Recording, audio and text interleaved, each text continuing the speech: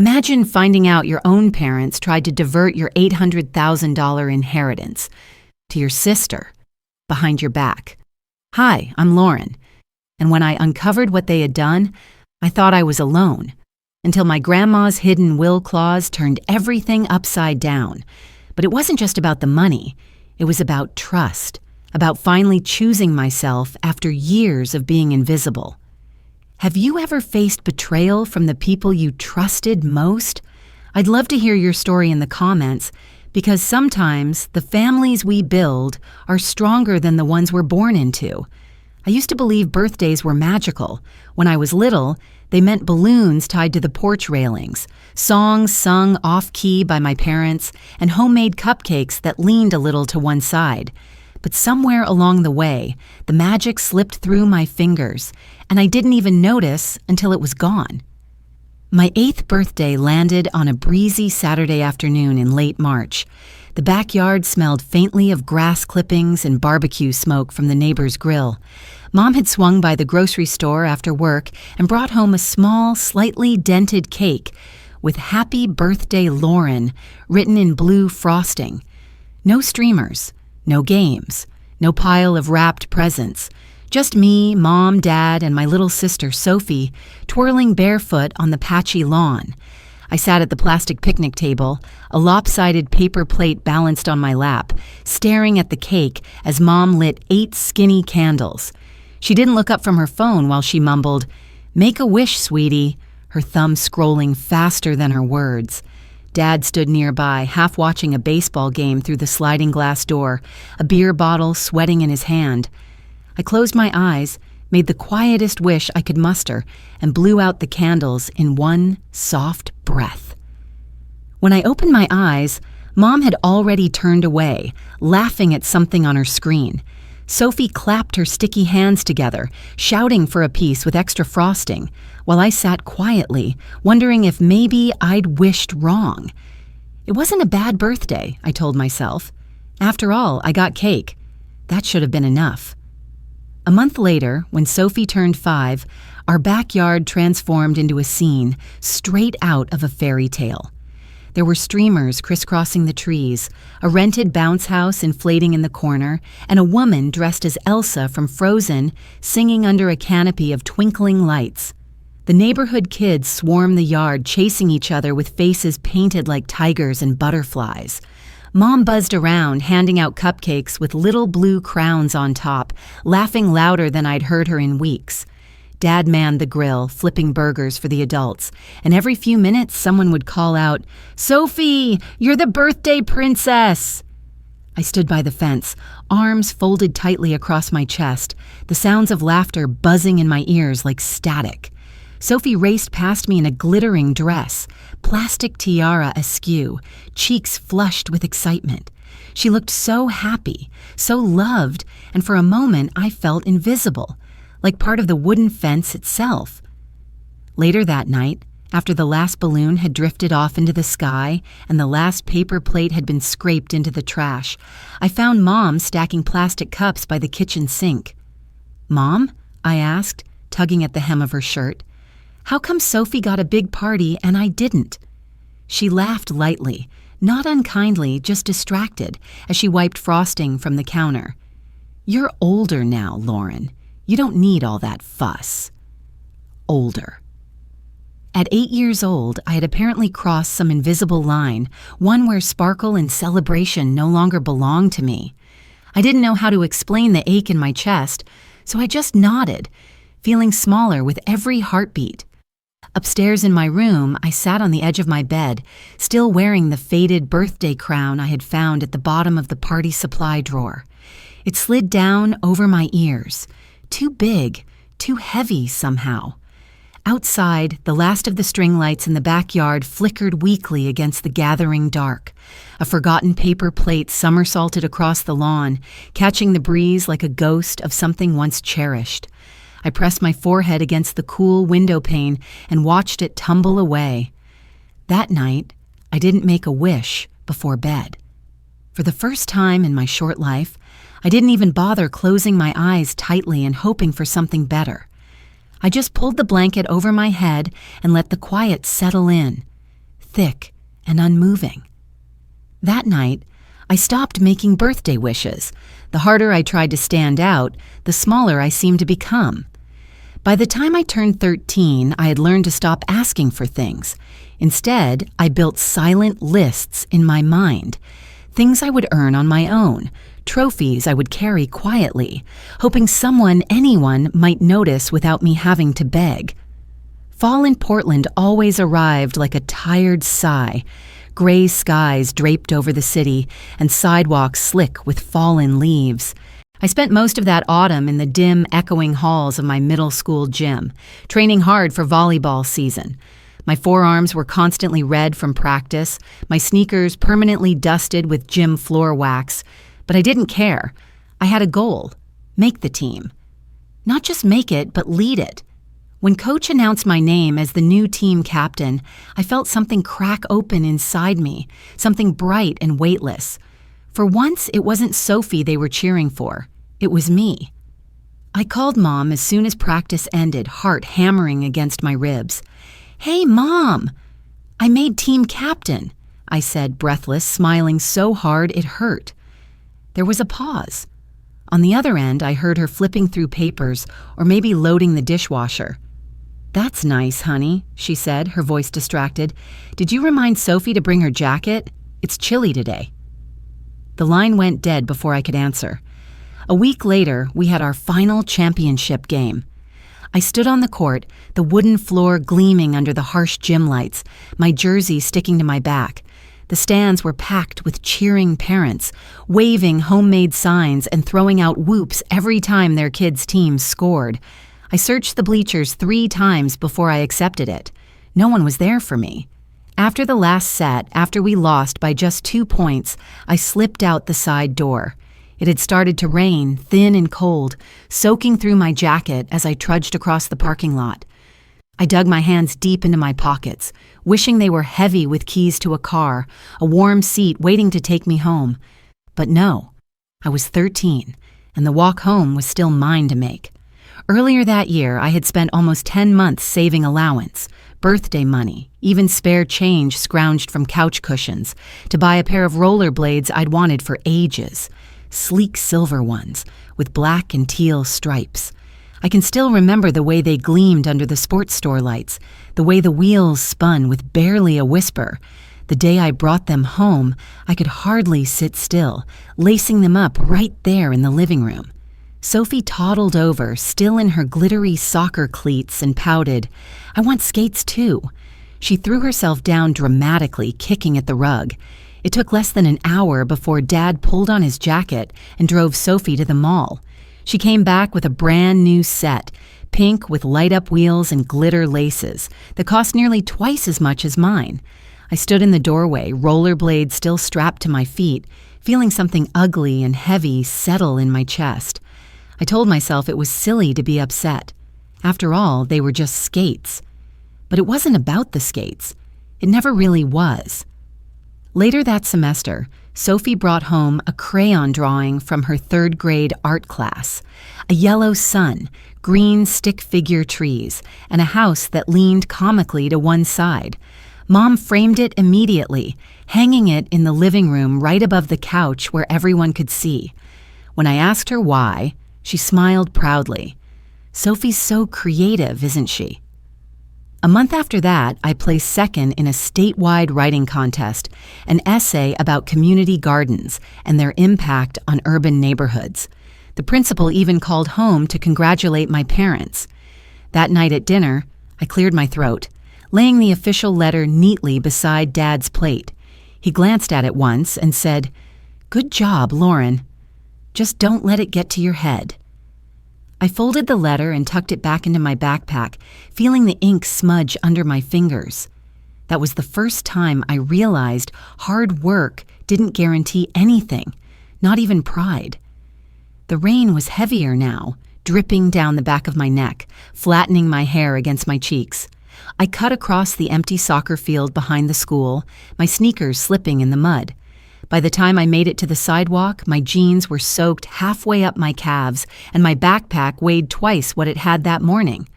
At home, the lights in the living room glowed warmly behind the curtains. Inside, I could hear Sophie laughing at some cartoon, the sound bright and full. I stood in the driveway for a long time, watching my breath cloud the air.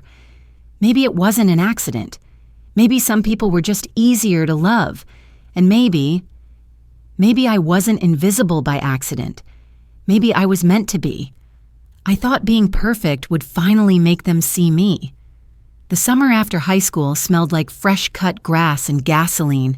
Every afternoon was heavy with heat, the kind that made the pavement shimmer and the air hum. Graduation loomed like a bright balloon on the horizon, pulling me forward whether I was ready or not. For once, I was ready. When the letter arrived from Sterling University, I tore it open on the porch steps, my fingers trembling so badly I almost ripped the envelope in half. The words blurred together at first, and I had to blink twice before they made sense. Congratulations, full scholarship, 4 years. I pressed the letter to my chest, squeezing my eyes shut. I imagined the way Mom's face would light up when I showed her, the way Dad would clap me on the back, proud and loud for once. Maybe they would finally see me, not just see me, but really see me.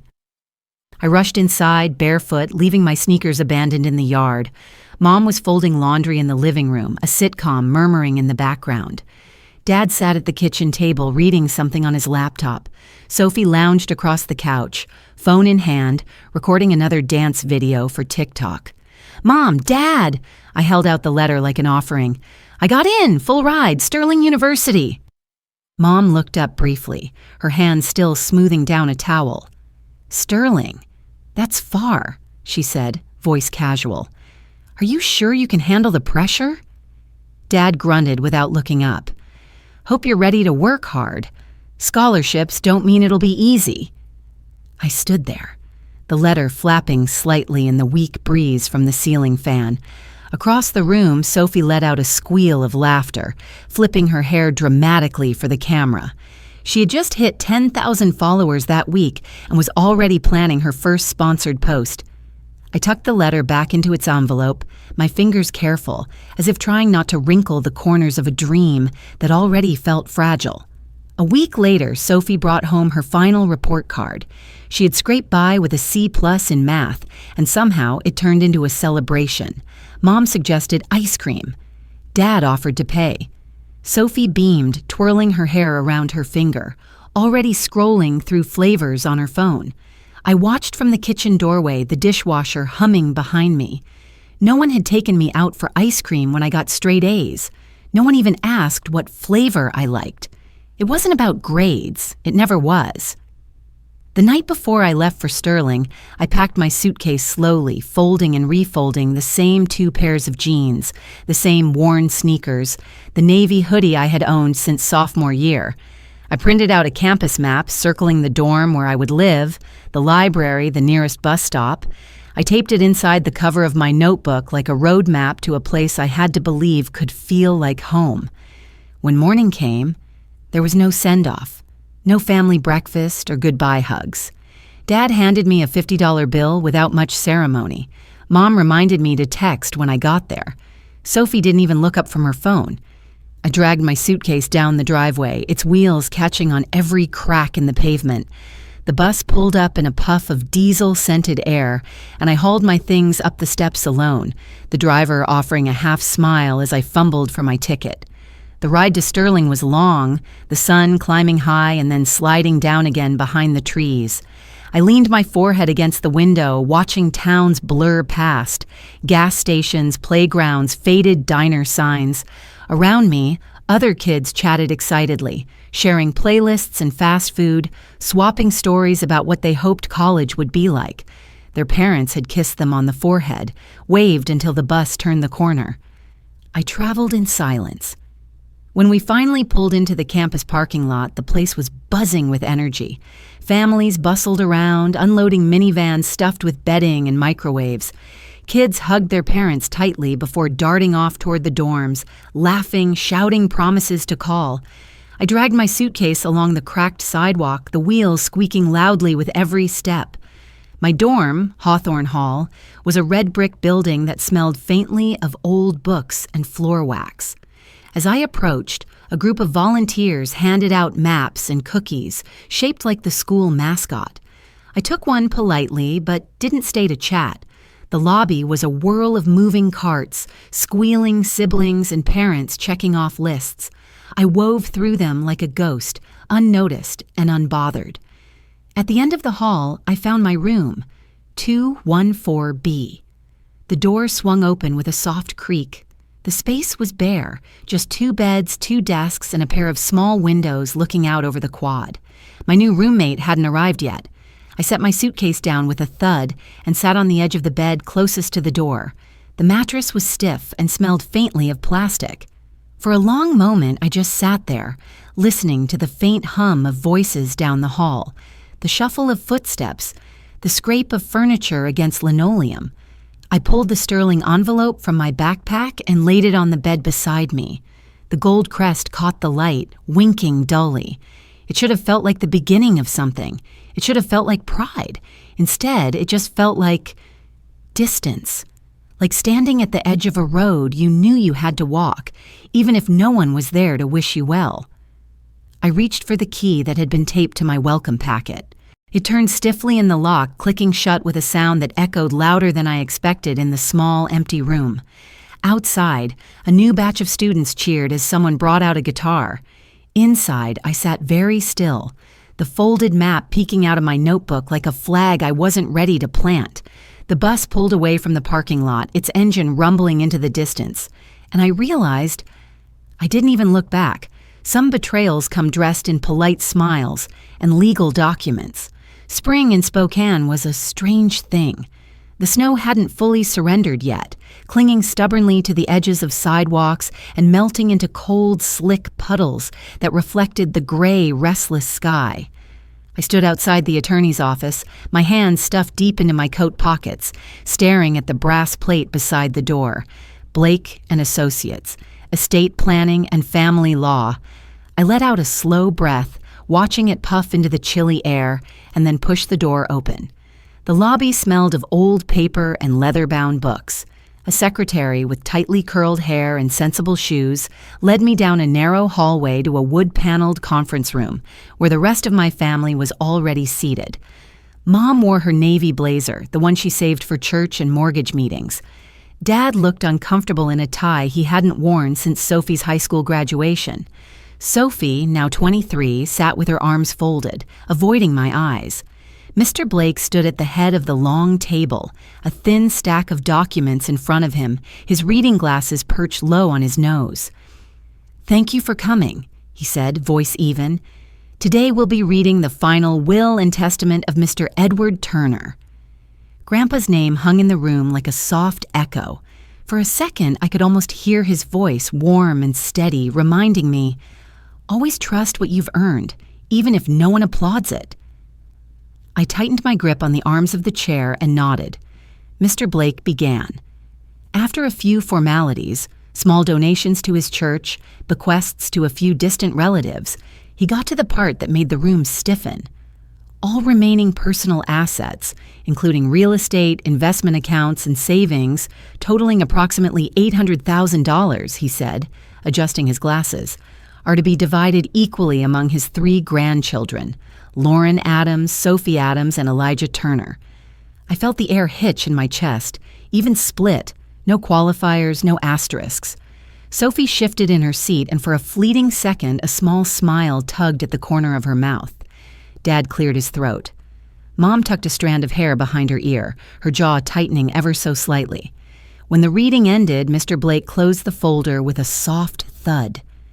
"If there are any questions, I'll be happy to address them privately," he said, giving a nod. We all rose awkwardly. Mr. Blake moved toward the door to give us space. I had barely tucked my chair back in when Mom's hand brushed my elbow. "Lauren," she said, her voice warm, almost coaxing, "could we have a word?" They led me into a smaller conference room across the hall. No windows, just a heavy oak table and a clock ticking too loudly on the wall. Dad spoke first. "Look, sweetheart," he began, clasping his hands together. Sophie's been having a tough time. Part-time work at the bakery isn't exactly paying the bills. You know how hard it's been for her since that breakup. Mom chimed in, her voice syrupy sweet. You have a good job, your own apartment. You're stable. Sophie needs this money more than you do. I stared at them, feeling the words slide over me like cold rain. So, Dad continued, we think it would be best if you signed your share over to her. You'll be fine, Lauren. You always are. I didn't answer right away. I let the silence stretch, heavy and uncomfortable, the ticking clock counting out every second of my hesitation. In the past, I would have caved, smiled tightly, agreed because it was easier than fighting. But not today. Today, the worn edges of my heart felt tougher. Today, I remembered Grandpa's voice, steady and sure, telling me to trust in what I had earned. I'm sorry, I said, my voice low but firm. Grandpa wanted it divided equally. That's what's fair, and that's what I'm honoring. Mom's lips thinned into a line. Dad's face darkened. You're being selfish, he snapped, after everything we've done for you. I almost laughed. Almost. Instead, I picked up my coat and turned toward the door. If Grandpa had wanted it differently, I said quietly, he would have said so. I stepped back into the main room where Mr. Blake was sorting through papers. He glanced up at me, his eyes calm. Lauren, he said, lowering his voice slightly, could you stay a moment longer? I nodded. When my parents and Sophie left, Mom throwing a final wounded glance over her shoulder, Mr. Blake motioned me to sit. There's something else, he said, flipping open a thinner manila folder. Your grandmother, Margaret Turner, made a codicil to the will 6 months ago. It wasn't widely shared to avoid family tension. He slid a photocopy across the table. I leaned in to read. In plain, unmistakable language, Grandma had added a clause. Any heir who challenged the distribution of assets would forfeit their share entirely. No exceptions, no loopholes. My hands trembled slightly as I traced the paragraph with my eyes. Grandma had seen it coming. She had known exactly what would happen. Mr. Blake smiled kindly. Your grandparents wanted you protected, Lauren. They were very clear about that. Something in my chest gave way, like a dam quietly cracking, not with an explosion, but with a soft, inevitable shift. Someone had fought for me, quietly, without fanfare, without needing me to earn it. For the first time in a long time, I didn't feel like I was standing alone. I gathered my things slowly, savoring the stillness. Across the room, Mr. Blake opened a window slightly, letting in the damp scent of the melting snow, the cold air cutting clean and bright through the stuffy room. As I stepped out onto the sidewalk, the sky above Spokane was still gray, but somehow it didn't feel so heavy. Behind me, through the glass doors, I could see my parents arguing with each other in low, angry tones, their faces twisted in shock. But for once, it wasn't my burden to fix. You can't heal in the same place that keeps wounding you. Seattle in late spring had a softness to it. The rain no longer fell in heavy sheets, but in a mist that clung to your hair and eyelashes. The sidewalks around Green Lake shimmered in the late afternoon sun, and everything smelled faintly of wet earth and blooming lilacs. From the window of my small apartment, I could see the tops of cherry trees, their petals starting to thin under the weight of warmer days. I made tea in the mornings and let the sun spill across the floorboards, trying to remind myself that peace could be simple, quiet, even a little lonely. The fallout from the will reading came faster than I expected. It started with a few cold texts from relatives. Cousin Jenna, who used to invite me to every birthday party, sent a terse message. Hope you're happy. Families more than money. Uncle Pete unfriended me on Facebook without a word. Then came the whispers. I heard from a former classmate that Mom had been telling people I had manipulated Grandpa, that I pressured him in his final months, that I cared more about a paycheck than about blood, The stories twisted and grew like weeds, choking the truth. I didn't respond. I didn't defend myself. I had spent too many years chasing their approval, like a dog chasing a car, always running, never catching. Grandma Margaret's voice echoed in my mind on those quiet mornings when the shame threatened to creep back in. Sometimes love and loyalty grow in different gardens. I chose to tend to my own. Still, it stung more than I wanted to admit. Sophie stayed silent through it all, her social media still filled with bright selfies, funny dance videos, snapshots of almond milk lattes. She didn't comment on the accusations swirling through the family grapevine. She didn't reach out. Not at first. I told myself not to expect anything. Then, one rainy Thursday, I heard the soft knock at my door. When I opened it, Sophie stood there, her sweatshirt damp around the cuffs, hair plastered to her cheeks. She didn't look like the polished, filtered version of herself online. She looked like a scared kid who had run a long way just to get here. "Can I come in?" she asked, voice small. I stepped aside. She sat on the edge of my couch, hands wringing the sleeves of her sweatshirt. "They asked me to sign something," she said after a while, staring at the floor. "Mom and Dad, some papers about transferring the rest of Grandpa's accounts."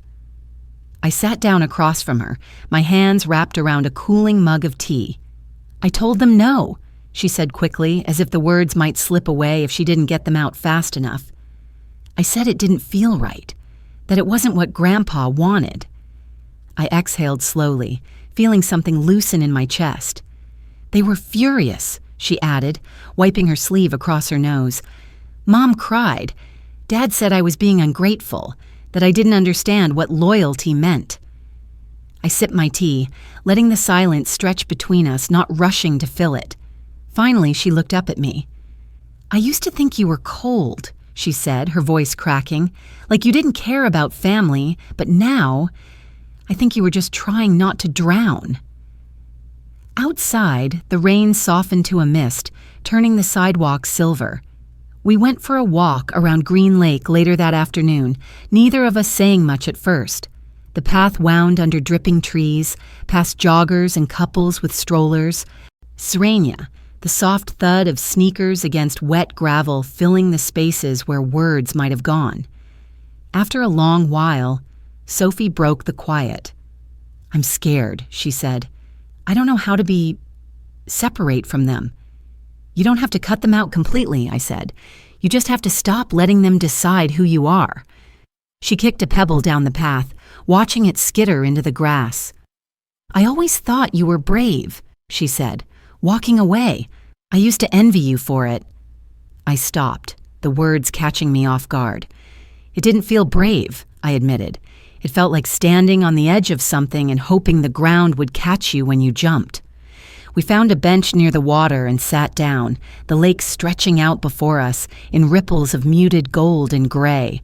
For a long time, we just watched the ducks paddle by, their wakes cutting clean lines through the stillness.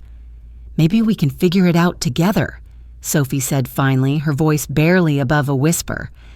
I looked at her then. Not the messy, complicated history between us, not the resentment or guilt, but just her. The girl who was trying in her own way to step out of the shadow we both had been trapped under. For the first time, we were choosing each other, not just sharing blood. Sometimes the family you build means more than the family you're born into. By early fall, Seattle wore a new kind of beauty. The leaves along the sidewalks blushed red and gold, drifting lazily onto the damp streets. There was a quietness to the mornings now, the kind that wrapped around your shoulders like a worn, familiar sweater.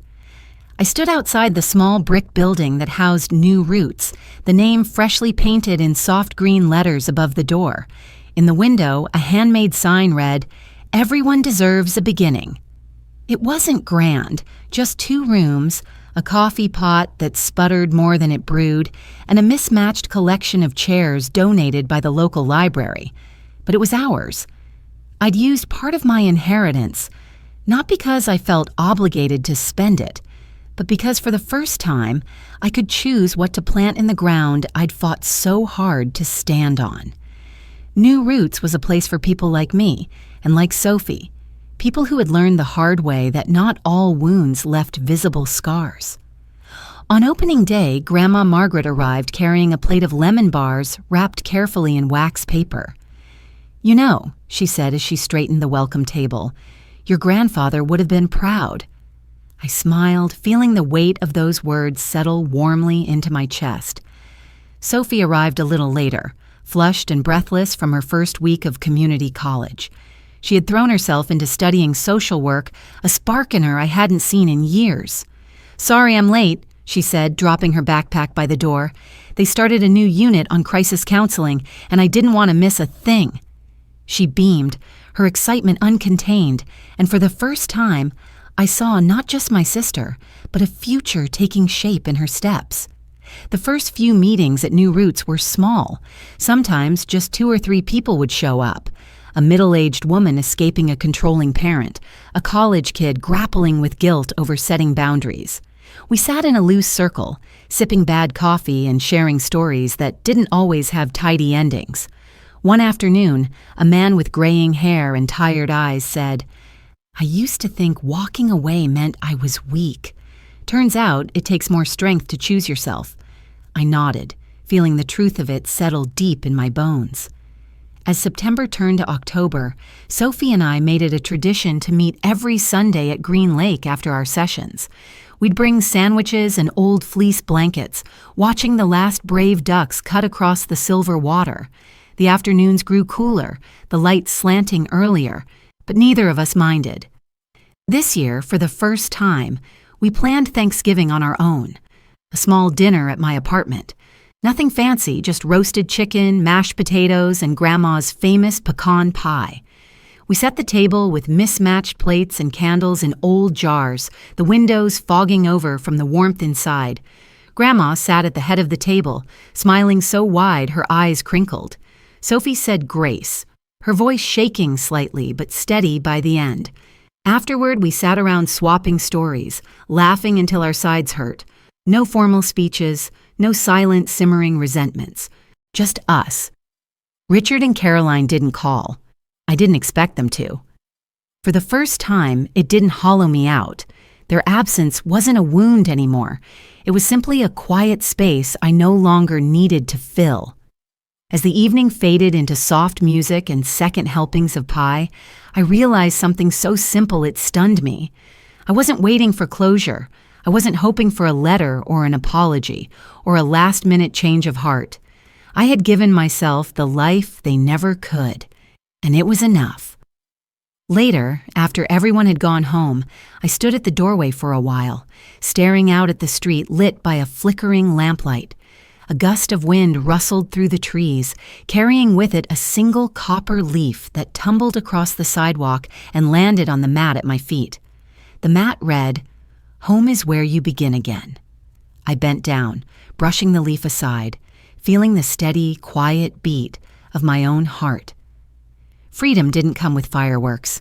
It came with quiet mornings, shared laughter, and the knowledge that I chose this life. And for the first time, it felt like home. Even without fireworks or loud cheers, my journey ended in the quiet light of peaceful mornings and shared laughter around the small dining table. I realized that sometimes family is not really where we are born, but where we choose to love and be loved in return. Life taught me that kindness does not need miracles, just patience and a heart that still believes in goodness. Even though old wounds still smolder, every step towards the future is a new beginning, chosen by ourselves. If this story has touched a part of your memory or emotion, please share your thoughts. Because, who knows, your story may also light up a heart that is looking for a way home.